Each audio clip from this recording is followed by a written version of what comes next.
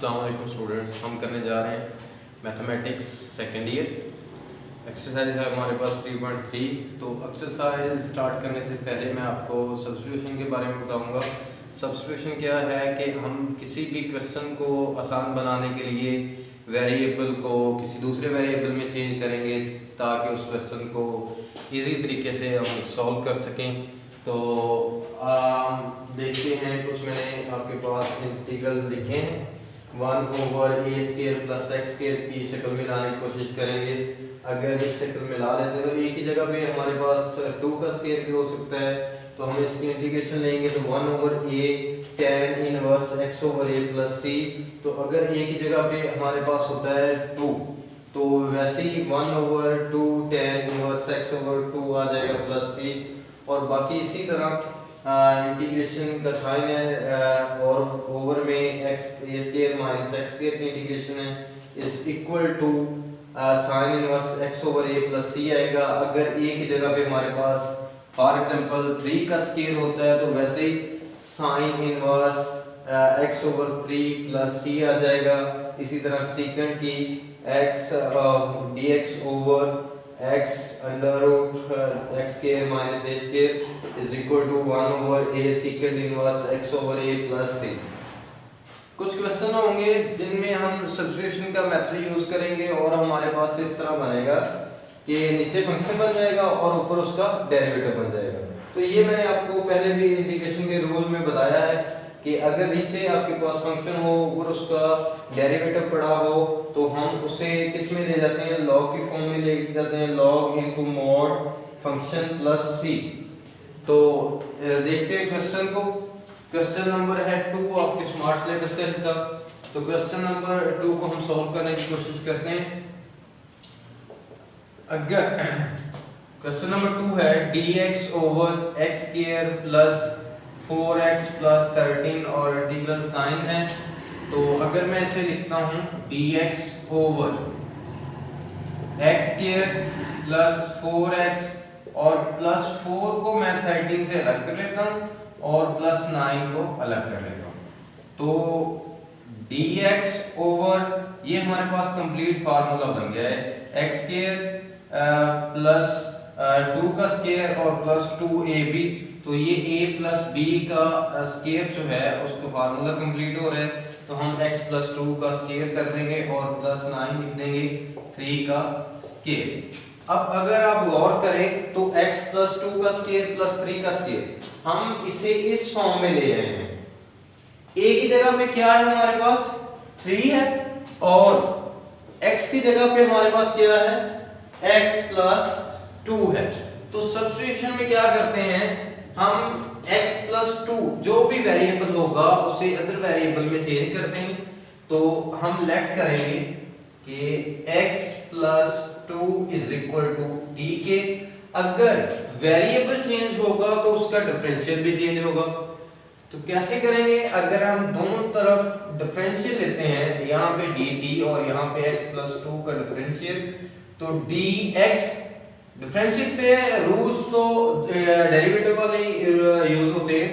तो x का dx और कांस्टेंट का 0 आ जाएगा और यहाँ पे dt।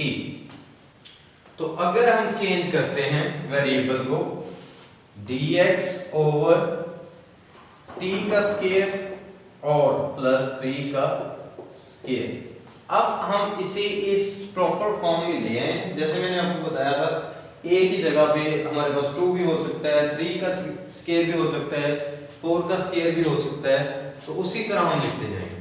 अब यहाँ पे आ जाएगा एक ही जगह पे 3 है तो इसकी इंटीग्रेशन क्या आ जाएगी 1/3 और tan इनवर्स t/3।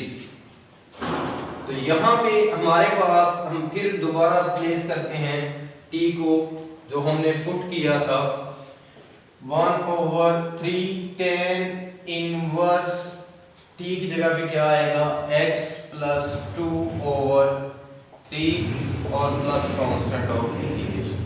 ठीक है, ये हमारा क्वेश्चन नंबर 2 हुआ। उसके बाद है क्वेश्चन नंबर 3 है।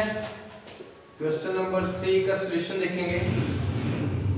सबसे पहले मैंने आपको बताया था कि आपने देखना है अगर कोई भी आपके पास क्वेश्चन दिया गया है तो वो किस फॉर्म में है। तो ये अगर हम गौर करें तो ये इम्प्रॉपर फॉर्म में है, पहले हम इसे प्रॉपर फॉर्म में चेंज करेंगे। तो प्रॉपर फॉर्म में चेंज करने के लिए हम क्या करेंगे, 4x² जो है x² जो है उसे हम डिवाइड कर देंगे 4 + x² से।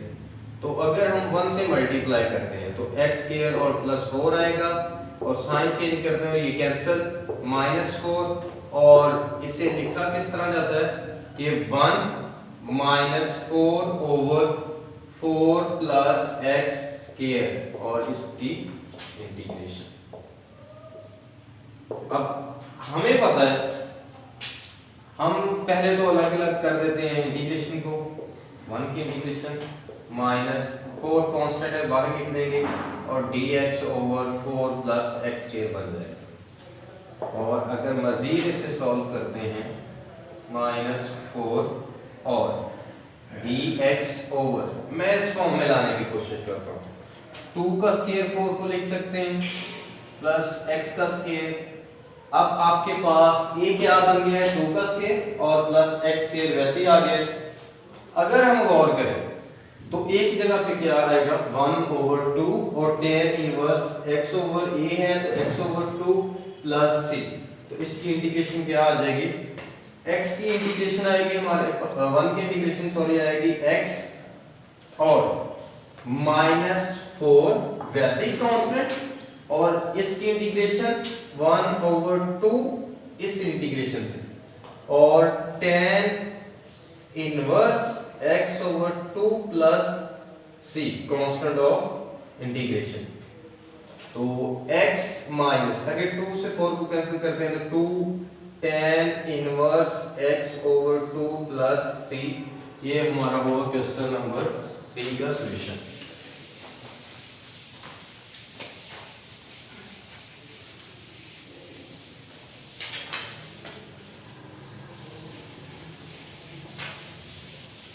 उसके बाद स्मार्ट सिलेबस का हिस्सा है क्वेश्चन नंबर 4। क्वेश्चन नंबर 4 इसका सॉल्यूशन देखेंगे। 1/x और log x dx। अगर हम इसे इस तरह लिख दें कि 1/log x और 1/x dx। मैंने आपको बताया था इस फार्मूले कि अगर आपके पास ओवर में फंक्शन हो ऊपर उसका डेरिवेटिव पड़ा हो तो उसकी इंटीग्रेशन क्या होगी log into function plus c। तो यहाँ पे मैं सब्स्टिट्यूशन से करूँगा तो लेट करता हूँ कि log x = t। तो अगर फंक्शन चेंज होगा तो उसका डिफरेंशियल भी चेंज होगा। अगर मैं दोनों तरफ डिफरेंशियल लेता हूँ तो dt तो डिफरेंशियल 1/x और dx = dt के। अगर मैं इसमें वैल्यू पुट करता हूँ तो log x की जगह पे 1/t और dt हमारा किसके इक्वल आ गया, इस कंप्लीट के इक्वल आ गया।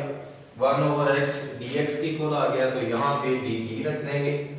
अब अगर उस फार्मूले को देखें तो ये आपके पास फंक्शन है t और ऊपर 1 जो है इसका डेरिवेटिव पड़ा हुआ तो हम इसे log इनटू फंक्शन और प्लस कांस्टेंट ऑफ इंटीग्रेशन की शक्ल में लिख देंगे। अब t की वैल्यू हमने क्या रखी थी log x, तो t को फिर log x से रिप्लेस कर देंगे और plus c constant of integration. इसके बाद हम क्वेश्चन नंबर देखते हैं, क्वेश्चन नंबर 4 इसका 5 इसका सॉल्यूशन देखेंगे।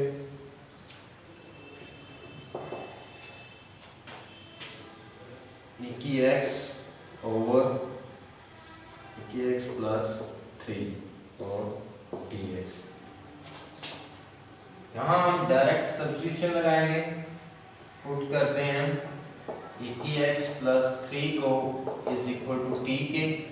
अगर फंक्शन चेंज होगा तो उसका डिफरेंशियल भी चेंज होगा। तो अगर इसका डिफरेंशियल लेंगे तो x वैसे ही और dx और कांस्टेंट का 0 होता है और dt तो हम रिप्लेस करते हैं e की x प्लस 3 को किससे, t से, और e की x dx हमारा किसके इक्वल आ गया, ये हमारा आ गया dt के इक्वल। तो अगर आप गौर करें तो नीचे फंक्शन पड़ा हुआ है t और ऊपर 1 उसका डेरिवेटिव है, तो ये भी लॉग की शक्ल में लिखेंगे, लॉग इनटू t का मॉड और प्लस c। मॉड में आपको पहले भी बता चुका हूँ कि जो नेगेटिव नंबर होते हैं उनका हम लॉग नहीं ले सकते, इसलिए हम जो भी फंक्शन आता है उसके गिर्द मॉड लगाते हैं। लॉग इनटू टी की जगह पे क्या रखेंगे, ए की एक्स और प्लस 3 और plus C constant of integration. ये हुआ हमारा क्वेश्चन नंबर 5 का सॉल्यूशन।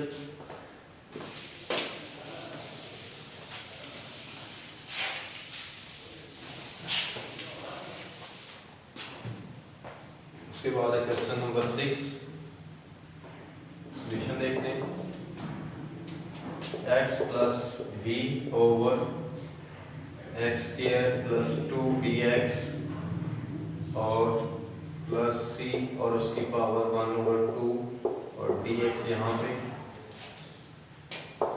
अब अगर हम पुट कर लेते हैं एक्स स्क्वायर प्लस 2bx प्लस c इज इक्वल टू जो है t की, तो फंक्शन को चेंज करने जा रहे हैं तो साथ उसका डिफरेंशियल भी चेंज होगा। तो इसका डिफरेंशियल लेंगे D x square plus 2bx प्लस c का और इस साइड पे dt आ जाएगा। एक्स स्क्वायर का 2x और प्लस bx का आ जाएगा आपके पास b, क्योंकि x का डिफरेंशियल 1 होगा, और प्लस c का हमारे पास क्या होगा, c कांस्टेंट है तो उसका 0 आ जाएगा, और dx हम साथ वैसे लगाएंगे इज इक्वल टू dt।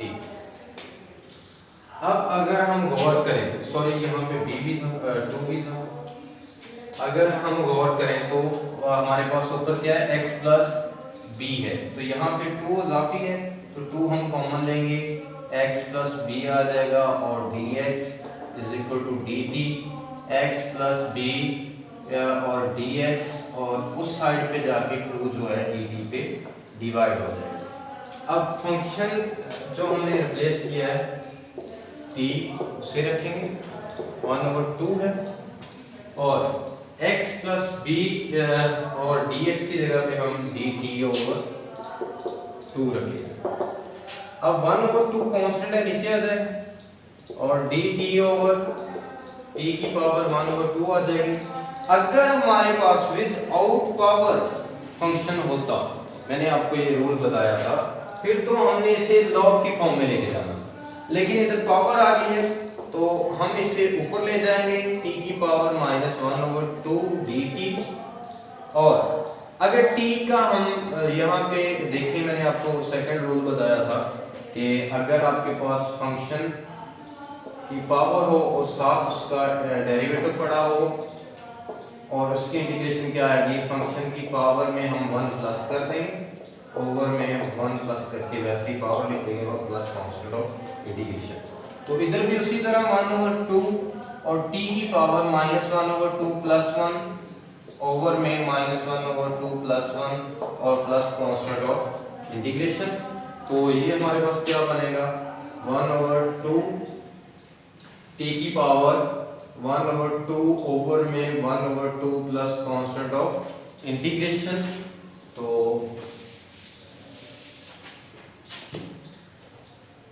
2 से 2 को कैंसिल कर देंगे, t की power 1/2 plus c constant of integration, और पहले भी c यूज हुआ तो हम c1 रख लेंगे, और t को हमने रिप्लेस किया था x स्क्वायर प्लस 2bx और प्लस c के साथ, तो यहाँ पे t को दोबारा रिप्लेस कर देंगे x स्क्वायर प्लस 2bx प्लस c और 1/2 अंडर रूट की इक्वल होता है और plus c1 constant of integration. ये हुआ हमारा इस पार्ट का सॉल्यूशन। तो जितने भी हमने पार्ट्स किए हैं अभी तक, जितने भी लेक्चर हमारे हो गए हैं, तो वो अगर आप दोबारा सभी लेक्चर जो हैं वो अटेंड करेंगे, आप उन्हें देखेंगे तो फिर ही इन क्वेश्चन की आपको समझ आ सकेगी।